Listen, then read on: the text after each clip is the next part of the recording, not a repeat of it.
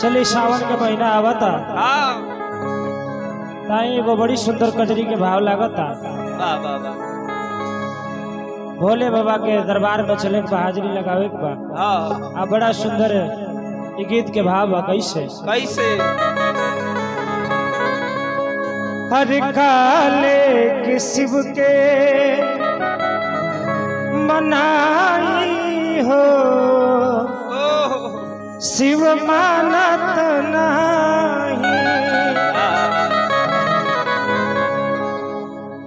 देखिए भोले बाबा के कैसे भक्त लोग मनावता कहता लोग कैसे बिकी भैया। अरे काले के शिव के मनाई हो शिव मानत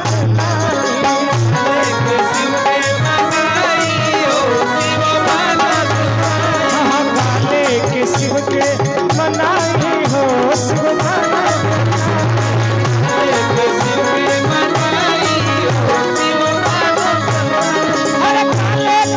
के मनाई हो शिव मानत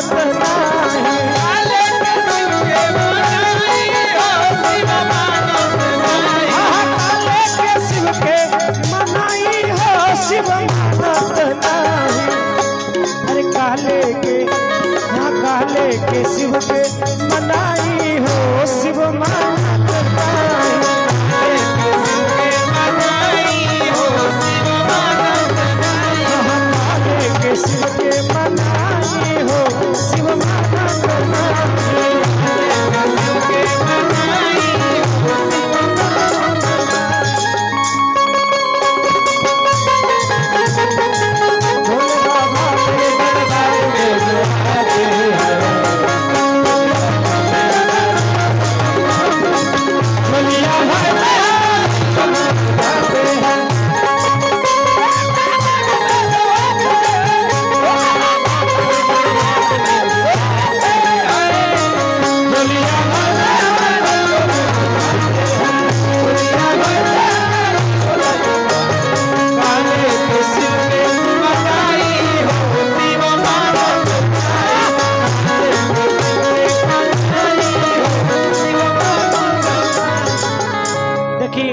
माई बहन लोग कैसे वो भोले बाबा के मनावेला। हमने के तो मनइबे करे संगे संग माई बहन लोग मनावेला। कैसे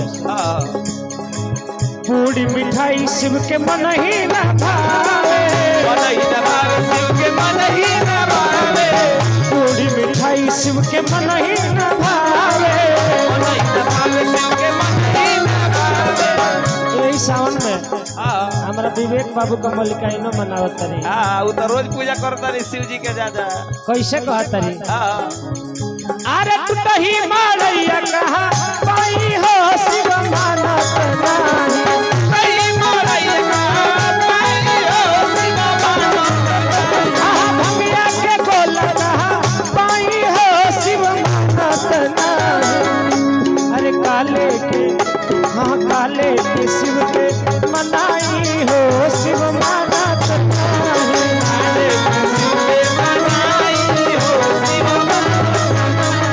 काले के शिव के मनाई हो शिव मानत नहीं।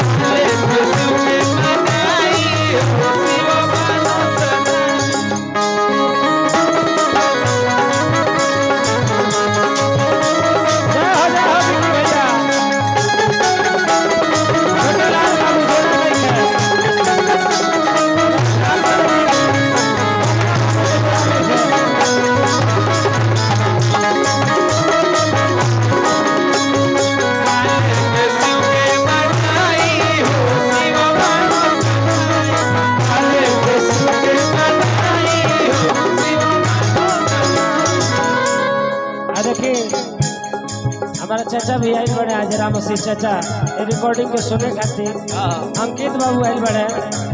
आई सावन के गीत देखी बड़ा सुंदर बा। राजकुमार बाबू रंजीत भैया माई बहन लोग कैसे कहेला। अरे कैसे कोठा तारी शिव के मन ही भावे कोठा तारी शिव के मन ही ना भावे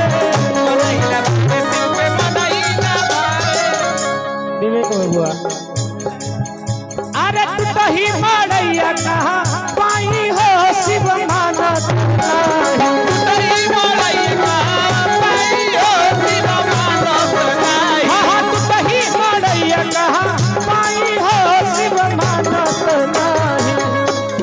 काले के महाकाले के शिव के मनाई हो शिव मानत नाही